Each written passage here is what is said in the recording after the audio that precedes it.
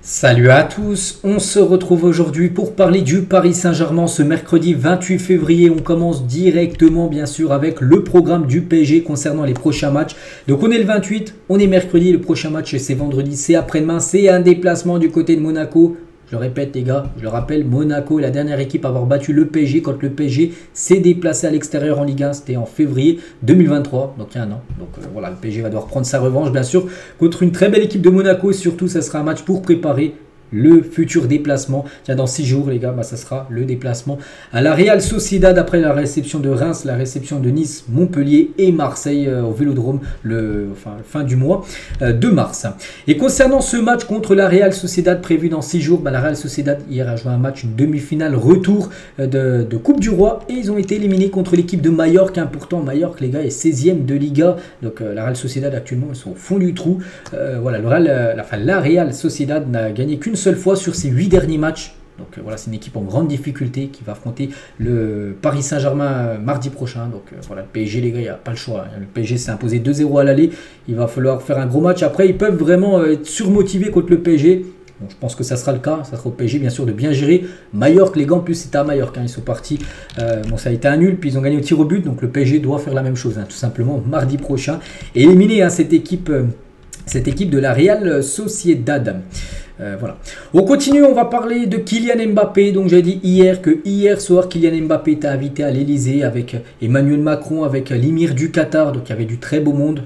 Voilà une petite photo de Kylian Mbappé, très bien habillé, voilà, costard, cravate, sur son 31 Kylian. Et voilà, donc on peut le voir, tiens, la poignée de main avec l'émir du Qatar. Donc lui, c'est le propriétaire du Paris Saint-Germain. Donc il y en a ça, le président, mais lui, il est tout au-dessus. Il n'y a personne qu'au-dessus de lui, c'est lui qui est tout au-dessus, bien sûr, du côté du PSG.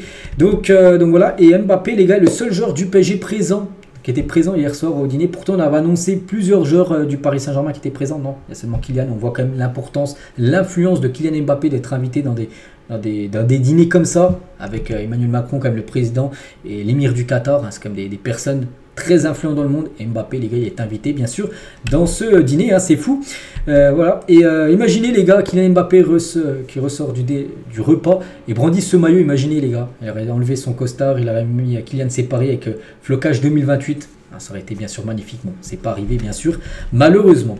Et le dîner à l'Elysée hier a porté aussi sur la discussion concernant la construction d'un nouveau stade, vu qu'il y avait l'émir du Qatar, donc le propriétaire du PSG. Donc il sait que voilà, le PSG aimerait, enfin Nasser, tout ça, en gros, construire un nouveau stade. Donc il y avait Macron, donc le président de la France. Donc c'est pour ça qu'ils ont parlé aussi de ce projet de nouveau stade pour, bien sûr, pour le Paris Saint-Germain. Et concernant Anne Hidalgo, elle qui refuse, la maire de Paris, qui refuse de vendre bien sûr le parc au PSG pour faire des travaux, elle n'a pas été conviée au dîner. Donc pourtant c'est quand même la maire de Paris, elle n'a même pas été invitée, alors que Mbappé lui a été invité lors de ce repas. Et concernant, tiens, pour revenir sur le stade, qu'ils ont parlé, voilà, par rapport à un nouveau stade, donc concernant quelques supporters, certains supporters, pas tous, parce qu'il y en a qui sont plutôt pour, il y en a qui sont plutôt contre.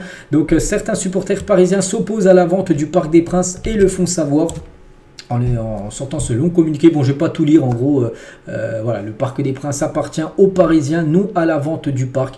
Donc voilà, regardez des banderoles qui ont été mises devant le Parc des Princes à vendre, devant des grands monuments, comme la Tour Eiffel ou même l'Arc de Triomphe. Donc voilà, concernant bien sûr. Bon, il y a des supporters, moi je vous cache pas les gars, parce que tu vois que la mairie ne veut pas vendre tout simplement le parc. Donc moi je pense qu'il faut construire un nouveau stade tout simplement, parce que ça traîne, ça va traîner encore combien, 4, 5, 6, 10 ans, 20 ans. Et voilà, tu vas rester toujours avec un stade à 47 000 places limité, où les matchs sont quasiment à chaque fois guichet fermé. Et il y a plein de demandes de personnes qui veulent aller voir les matchs. Non, il faut un stade plus grand. Et si la mairie ne veut pas le vendre, il faut construire tout simplement un nouveau stade. Après, c'est vrai que c'est dommage. Après, pourquoi pas s'inspirer du parc? Bon, c'est vrai que ça ne sera pas dans le même lieu. Et ça, bien sûr, c'est dommage. Mais s'inspirer du parc et faire le même parc, enfin le même stade avec le parc, mais avec une capacité, bien sûr, bien supérieure. Bref. On continue, on va parler de Sergio Rico, et ça c'est plutôt même une très bonne nouvelle. C'est enfin remis de son anévrisme cérébral et envisage de rejoindre le PSG dans les prochains jours à l'entraînement. C'est une magnifique bonne nouvelle. Donc il attend maintenant le feu vert médical qui pourra intervenir à tout moment. Donc d'ici peut-être la fin de semaine, là j'en sais rien. Bon, il va pas jouer contre Monaco après-demain, mais on pourrait le voir à l'entraînement. Et bien sûr, ce serait une bonne nouvelle. Libre cet été, Ethan Mbappé devrait suivre son frère au Real Madrid. Selon la presse espagnole, les dirigeants auraient donné leur accord. Kylian aurait poussé pour, parce que Kylian, on sait que voilà, il va quitter le PSG, hein, maintenant ça c'est plus une surprise. Et il aurait demandé au Real Madrid de faire venir aussi son frère Ethan Mbappé pour le suivre, hein, du côté de cette équipe du Real Madrid, hein. Donc selon le meilleur du PSG, ils ont mis un sondage, hein, donc Ethan Mbappé pourrait suivre son frère, hein. Est-ce que vous y croyez ou vous y croyez pas? 780 votes et la plupart, donc moi j'ai mis j'y crois pas, parce qu'il y a encore quelques jours, Ethan Mbappé, Luis Enrique lui a demandé est-ce qu'il allait faire, est-ce qu'il allait suivre son frère, il a dit non, moi je suis un jeune du PSG, je reste au club. Bon, c'est jamais, hein, bien sûr, hein. Surtout qu'il est en fin de contrat, Ethan Mbappé, donc comme son frère, il peut quitter librement le club. Donc on verra, mais je pense que pour lui, la meilleure solution, le meilleur choix, c'est de rester du côté de Paris. Il joue de temps en temps avec l'équipe première, hein, bien sûr, parisienne. En allant au Real, il va jamais jouer. On est d'accord, avec l'équipe A, il va aller en équipe B, où il connaît personne. Là, il a des repères, hein, il connaît bien sûr, le club. Il y a sa famille toujours, hein.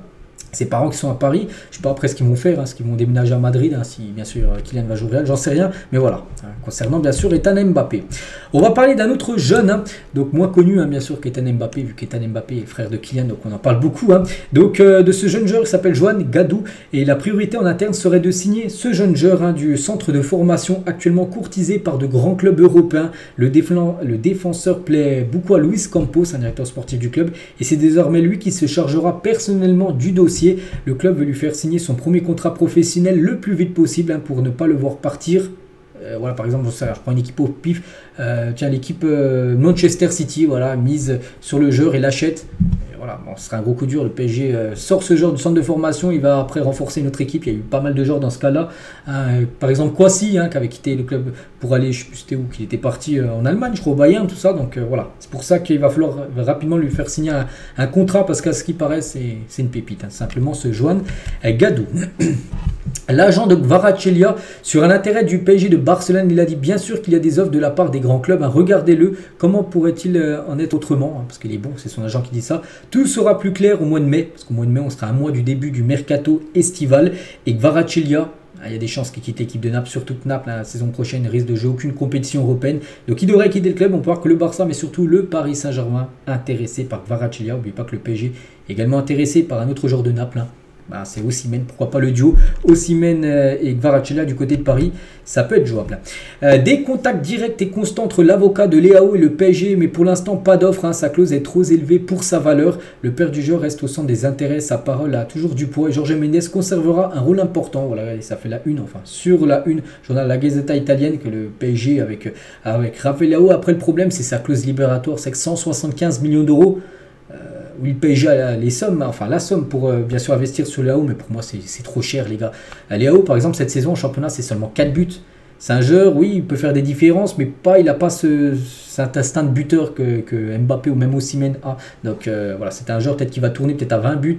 15-20 buts avec le PSG, alors qu'Mbappé c'est quasiment 40-45 buts par saison au PSG, donc voilà, c'est seulement la moitié, voire un tiers des stats de Mbappé, surtout pour 175 millions d'euros. Je pense qu'il y a peut-être mieux actuellement sur le mercato des transferts. Bref, Luis Enrique est toujours accompagné de son psychologue Joaquin Valdés.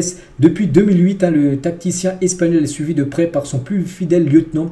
J'apporte mon grain de sable, s'exprimera même le principal intéressé. Voilà, quelqu'un dont on parle jamais, on parle beaucoup de Luis Enrique, hein, mais voilà, son adjoint ou son psychologue, les gars, Joaquin Valdés, hein, qui suit partout, parce que le psychologue, les gars, c'est dans la tête. Voilà, c'est important maintenant, hein, parce que c'est pas que du physique dans les jambes, tout ça, le foot, hein, ça se passe aussi beaucoup mentalement et dans la tête. Dugarry, je trouve que Luis Enrique est totalement à côté de la plaque depuis le début de la saison. Il est dans la provoque, il a un ego surdimensionné. Bon, voilà ce que peut dire, hein, Christophe Dugarry, hein, sur Luis Enrique. Emmanuel Petit, hier dans l'émission RMC, je trouve que c'est l'équipe la moins forte que présente le PSG sur la scène européenne depuis une dizaine d'années, depuis que QSI a racheté le PSG. Donc il y a eu à chaque fois le PSG est en Ligue des Champions, et chaque équipe, en gros, bah là cette équipe de cette saison, il dit qu'en gros c'est l'équipe la moins forte sur toutes les équipes qui ont été en Ligue des Champions les années précédentes. Bon, peut-être, enfin j'en sais rien, mais peut-être le PSG, c'est peut-être l'équipe la moins forte sur le papier des équipes, enfin des années précédentes, mais ils vont peut-être accéder bien sûr au quart, parce que pour l'instant c'est plutôt bien parti après la victoire 2-0 au match aller contre la Real Sociedad. Marquinhos, FC Fantasy, noté 90, donc sur le jeu FIFA Ultimate Team. Moi je continue à appeler FIFA, bien sûr, ce EA maintenant qui s'appelle IFC. Bref, donc il y a une carte de Marquinhos à débloquer avec des stats magnifiques, hein, pour le défenseur brésilien. Les deux meilleurs recrues du PSG sont sur cette photo, certainement Lucas Hernandez et Ousmane Dembélé. Hein, c'est vrai qu'il y a à peu près une dizaine de joueurs qui sont arrivés, et c'est vrai que les deux joueurs qui sont performants. Donc Hernandez sur toute la depuis son arrivée. Et Dembélé, bon, au début, il a eu peu de mal, mais là, vraiment, le dernier temps, c'est un joueur indispensable. Donc, vraiment, oui, c'est les deux, certainement, meilleurs recrues du PSG. Selon vous, est-ce que Gonzalo Ramos a la capacité pour s'imposer en tant que neuf du côté du Paris Saint-Germain? Peut-être ce qu'il faut, c'est qu'il soit régulier. C'est vrai que là, sur les 8 derniers matchs, on avait parlé ces derniers jours, les 8 derniers matchs, il a marqué 5 buts, c'est pas mal. Mais maintenant, il faut garder cette constance-là, de marquer quasiment un but tous les matchs, voire tous les 2 matchs à la limite. Mais pas des fois d'être dans une période où il n'arrivait plus à marquer pendant une dizaine de matchs d'affilée. Ça arrivait pour Gonzalo Ramos. Donc voilà, c'est vrai qu'il peut marquer, bien sûr, des buts et être important pour l'équipe, mais doit être régulier, tout simplement. Alors, c'est un joueur du Benfica. Une des plus grandes déceptions de ces dernières années au PSG, Draxler, regardez les gars, 198 matchs disputés, 26 buts, 41 passes D. C'est vrai que ça a été plus décevant. Bon, je me souviens de son gros match contre le Barça lors de la victoire 4-0. Alors avant là, c'était passé au match retour. Il avait fait une grosse partie lors de cette rencontre-là. Mais globalement, les gars, ça a été plutôt très moyen, on peut dire, Draxler, du côté du Paris Saint-Germain. Et on finit, les gars, cet épisode. Il y a le premier joueur du PSG à qui vous pensez impact au club, c'est-à-dire il a été très important au club, mais il est resté très peu de temps. Donc il y a des joueurs, moi je pense à Moskine, et voilà, Moskine, les gars, il est resté, je sais pas, 1 an ou 6 mois, je sais plus, il était resté très peu, puis il a été très important parce qu'il a marqué pas mal de buts, il avait fait vraiment des gros matchs, donc voilà, je pense à ce joueur, et tiens, je pense à ce joueur, et aujourd'hui c'est son anniversaire à Moskine, il fête aujourd'hui ses 24 ans, on lui souhaite un très bon anniversaire. Il y a d'autres joueurs aussi, tiens, Ronaldinho, les gars, il a été un gros impact au club, il est resté très peu de temps au club, donc voilà, il y a pas mal de joueurs qu'on peut mettre bien sûr dans cette situation là. Donc voilà ce qu'il y a à dire aujourd'hui, j'espère que ça vous a plu. On se retrouve demain, bien sûr, demain jeudi pour le prochain numéro. On commencera à parler du match contre Monaco prévu après-demain. À demain.